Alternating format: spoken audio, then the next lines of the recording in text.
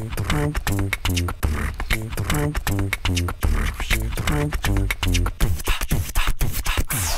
balik lagi dengan gue Raguel Lewi Dan gue Denny Gamadi. dan selamat datang di podcast Let's Talk About Church. Yes, because church is you.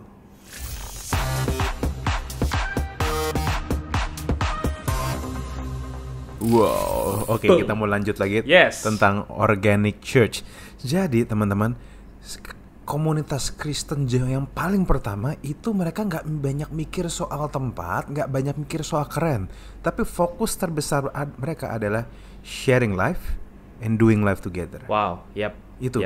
Jadi berbagi hidup. Jadi mereka bukan cuma sekedar jadi seorang pengunjung, bukan cuma jadi sekedar konsumen gereja, tapi mereka jadi seorang yang berkontribusi, ikutan berpartisipasi, ikutan ngobrol, ikutan saling terima, ikutan saling terbuka, sehingga mereka itu jadi bukan cuma jadi seperti teman, tapi kayak keluarga sebenarnya. I see.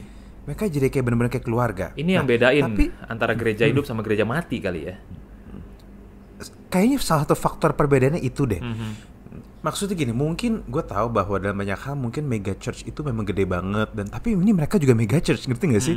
Jadi kalau misalnya kata orang tuh, oh mega church itu katanya nggak boleh dan sebagainya, ya awal-awal maaf, gereja awalnya langsung mega church. Nah tapi kita bakal lihat lagi nih, teman-teman kita bakal lihat alurnya secara lebih jelas bahwa the essence of the church is doing life together and sharing life together. Nah, kenapa? Tapi gini teman-teman, seperti halnya sebuah kumpulan yang makin banyak dan hype ya, makin seru, biasanya mereka cenderungnya karena berasa makin keren, makin eksklusif. Mereka makin eksklusif tuh biasanya tuh. Nah, dan gara-gara mereka makin eksklusif, lu bayangin gak sih kayak tadi kayak saudara disenengin, tapi jadi makin eksklusif dan akhirnya mereka jadi cuma fokus ke dalam. Kan jadi fokus ke dalam. Dan di sini kita mengerti bahwa tampaknya walaupun punya keluarga itu baik ya, punya saudara itu baik, kamu bisa temenan dan sama-sama nyaman satu sama lain, tapi tampaknya maaf, bukan itu tujuan Tuhan satu-satunya. Bukan, jadi tampaknya gini.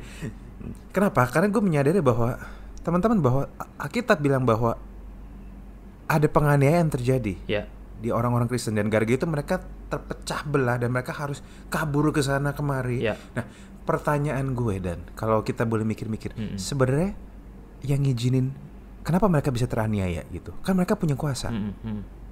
Kalau dari pendapat gue, kayaknya yang ngizinin memang Tuhan deh. Karena Tuhan ingat tuh waktu itu orang Indonesia belum kenal Tuhan. Iya, waktu itu mungkin Tuhan ingat bahwa orang Eropa belum kenal Tuhan. Mungkin orang-orang Vikings, orang-orang Norse itu masih belum kenal Tuhan. Mereka kenalnya masih Thor sama Odin. Orang Yunani masih kenalnya Hercules kan, sama Zeus kan. Nah, jadi di sini gue menyadari bahwa tampaknya nih ya, kalau gue boleh nebak, hati Tuhan tuh bukan cuma sekedar bangun keluarga baru, tapi ngajak orang untuk bangun keluarga baru. Jadi ada sisi ajakannya. Mereka mungkin kalau gue tangkap sih, mungkin gereja-gereja zaman dulu yang belum terpecah itu ada sisi communication-nya enak, tapi nggak ada sisi invitation-nya. Nggak ada sisi ngundang orang dari luar. Nah makanya jadi terpecah supaya apa? Mereka bisa kemana-mana, dan akhirnya mereka mendeklarasikan di Kisah Para Rasul 8 ayat 1b.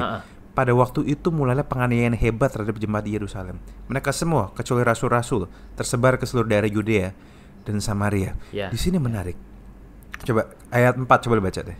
Dan ayat 4 bilang, mereka yang tersebar itu menjelajah seluruh negeri itu sambil memberitakan Injil. Wow. This is powerful. Sambil menyelam minum air nih, sembari merengkuh 2-3 pulau terlampaui nih. Jadi gue rasa mereka tuh kayak udah stres, aduh kita dikejar-kejar, udahlah sekalian aja di kepalang basah, sekalian nginjil aja gitu deh. Dan mungkin memang hati mereka juga udah nyampe sini, sekalian aja kasih tahu bahwa ada satu namanya Yesus ya, Yeshua, Yesus, apapun lah, terserah lu mau namanya apalah. Nah, dan gue rasa ini ya mungkin teman-teman, this is relates so much with me. Dan especially kita tahu bahwa kalau teman-teman tahu podcast ini, this podcast was made in Indonesia, di mana persekusi cukup sering terjadi. Benar. Mungkin di daerah Jakarta kita, yang Jakarta gaul, nggak segitunya. Tapi ada beberapa daerah-daerah yang Jakarta coret itu terjadi. Dan di sini kita mengerti bahwa teman-teman sadar nggak bahwa pada waktu justru kita dipersekusi, kita ada masalah. Tentu nggak ada yang mau dipersekusi ya, semua pengen beribadah dengan nyaman ya, semua perlu kayak gitu ya. Tapi pada waktu kita dipersekusi sekalipun, kita masih bisa kok ngelaksanain kehendak Tuhan.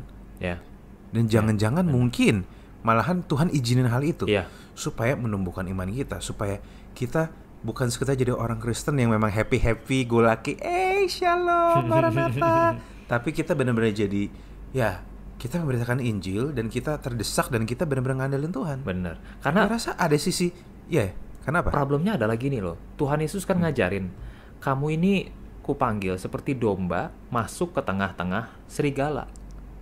The problem is, kita domba lebih senang bergaul sama domba lagi.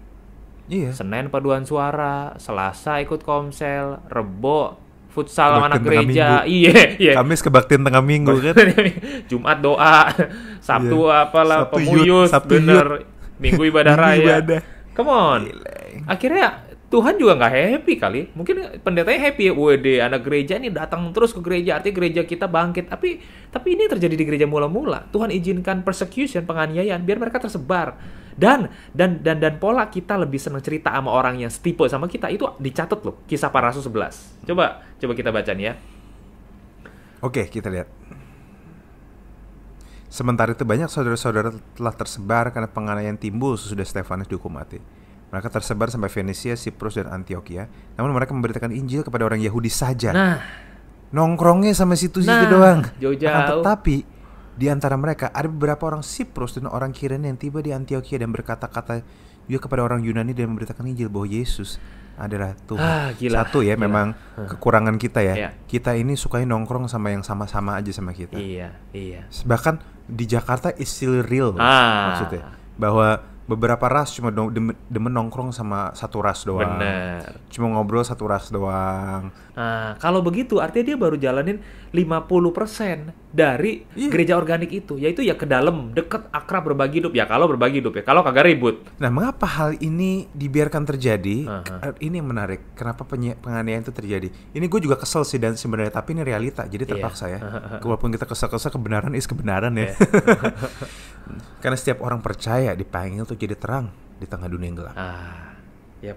Nah, itu that's just who we are. There's nothing we can do. Kamu nggak bisa buat banyak. Ini realita kita lah. Ini kita harus terima. Lebih cepat kita terima, lebih baik. Gereja adalah tubuhnya Kristus. So the process itu terletak pada Tuhan Yesus sendiri. Tapi the purpose, both the process and the purpose itu juga nama Yesus. Betul. Jadi satu sisi kita mendalami kekayaan Kristus di dalam. Tapi yang kedua adalah membuat Kristus dikenal oleh bangsa-bangsa lain. That's nice. That's church, man. Ya, betul. Dikenal. Nah, kuncinya di sini. Jadi ini titik balance ya, bukan titik balance ya, titik 100% ya. Jadi satu sisi kita komunikasi jelas, close knit, ragem kalau kata orang, ragem, genah gitu, jalan, doing life together. Tapi komunitas ini juga punya satu spirit dan satu value yang sama, yaitu membuat Yesus Kristus gampang dicerna dan terlihat kepada orang lain. Mereka bisa lihat. Jadi teman-teman, tugas kita bukan cuma ke dalam, tapi tugas kita juga ada sisi invitation-nya. Karena ingat, jangan pernah lupa bahwa pada waktu kita masih di luar pun Tuhan invite kita untuk masuk ke jadi keluarga kerajaan. Benar. Nah, Frank Viola, dia tulis buku. Frank Viola apa? Frank Viola ngomong apa? Dia tulis satu artikel, judulnya What is Organic Church? Frank Viola bilang gini, anggota Organic Church mengenal Kristus secara mendalam dan membuat dia dikenal. To know him and to make him known.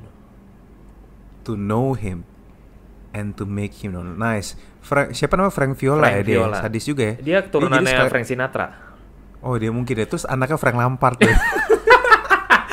Mereka sekeluarga ya. Mereka sekeluarga. Oke. Tadi gue merinding banget loh waktu Kisah Rasul 11 ayat 19-21 kita baca itu, ada orang-orang yang akhirnya awalnya kan mereka cuma cerita ke orang Yahudi doang, tapi mereka cerita ke orang Siprus, Antioquia. Gue merinding loh. Karena lu lihat gak, di awal aja yang peduli sama bangsa lain, sama orang yang percayaannya nyembah pohon, itu sedikit gitu loh. Sedikit, dan selebihnya asik sendiri di dalam, egois, bahkan cenderung gesturnya tuh nolak orang. Itu nyakitin sih. Kayak yang Mahatma Gandhi rasain. Iya dong. Wow, oke. Coba tell me. Ya kan dia ceritanya tertarik nih pada pribadi Yesus. Dia datang ke gereja kan. Dia datang ke gereja, tapi kemudian gereja nolak dia karena pakaian dia yang ala fakir itu. Oh wow. Dan akhirnya dia tulis ya, gue lupa entah di diary-nya atau di bukunya, Mahatma Gandhi bilang gini, kalau saja orang-orang Kristen hidup sama seperti Yesus, maka seluruh India sudah jadi Kristen. Wow. Shame on us. Tapi make sense sih. Karena bayangin gak sih, India yang begitu banyak luka, terus ada kasta-kasta. Harusnya kalau aja orang Kristen tuh serius hidupin firman mereka, hidupin Injil mereka, itu harusnya powerful ya. Jadi kuncinya gini teman-teman, kita harus ngerti, ini prinsip kehidupan lah. Nah, kita akan bikin bingung orang saat omongan dan tindakan kita beda. Wow, boleh diulang? Kita akan bikin bingung orang saat omongan dan tindakan kita beda. Iya. Pasti. Kita akan bikin bingung orang, dan orang makin bingung. Gini, orang akan menjauhi apa yang mereka bingung. Orang pasti akan menjauh. Misal makin bingung kayak apaan sih, terus makin insecure kita ngeliatnya, makin lama kan udah pergi aja. People fear what they don't understand. Orang takut sama orang mereka yang tidak mengerti. Nah, belum lagi ada beberapa sudut pandang pemikiran zaman sekarang. Satu namanya skeptism. Baru lihat tajuk-tajuk rohani, baru ngelihat hal-hal rohani udah gak ketarik. Itu skeptis namanya. Dan gue dulu juga ada sisi skeptis ya. Benar. Kedua, sekularisme. Mereka lebih tertarik sama hal-hal menyenangkan hati, asal gak rohani gitu. Ketiga, individualisme. Individual maunya sendiri, nggak tertarik sama institusi yang rame-rame gitu, nggak komunal. Lebih suka indie sekarang ya. Lebih suka indie kan, senja gitu kan, sambil minum kopi kan, sambil main gitar kan. Say. Nah, terus subjektivisme. Setiap orang punya kebenaran sendiri. Kayak apa yang baik bagi gue belum tentu baik bagi lu. Nah, itu realita. Ya mungkin untuk certain point itu benar, tapi dalam bigger point itu nggak selalu benar, teman-teman. Nah, kelima, anti absolutisme, toleran. Nggak ada yang terlalu salah, nggak ada yang terlalu benar. Sekali lagi mungkin ada sedikit bener, tapi rata-rata in reality nggak segitu, nggak seperti ini. Bener bro. Ditambah jadi lagi ini yang tadi Mahatma Gandhi bilang munafik. Ngomongnya bagus, image pencitraannya bagus, kasih anugerah, nyanyinya kasih Tuhan anugerah Tuhan pengampunan, tapi in reality sama jahatnya. Sama jahatnya. Jadi gimana dong cara jangkau mereka? Nah, sebenarnya idenya cuma satu. Ini ada hamba Tuhan Tim Keller, gue suka banget sama dia. Dia menarik ngomong gini. Seekers today, seekers maksudnya orang-orang dari luar hari ini, mereka butuh untuk nggak cuma ngelihat body of content, yaitu apa yang disampaikan, atau cuma kata-katanya, cuma apa yang di mulut atau yang berita yang disampaikan, tapi mereka juga pengen melihat kekristenan yang nempel, yang kasar terjebak di dalam kehidupan individu dan komunitasnya. Jadi kehidupan. Jadi kasarnya gini, nggak sekedar beritanya, tapi beritanya jadi kehidupan bagi kita. Jadi kasarnya ya kuncinya cuma satu, action dan bicaramu harus sama. I see. Tujuannya ke situ. Kalau gue bacain bahasa Inggrisnya, ya coba bahasa Inggrisnya gimana? Seekers today need to not only get a body of content, but also see Christianity embodied in individuals and a community. Pengen denger lanjutannya? Pantengin terus podcast Let's Talk About Church, because church is you.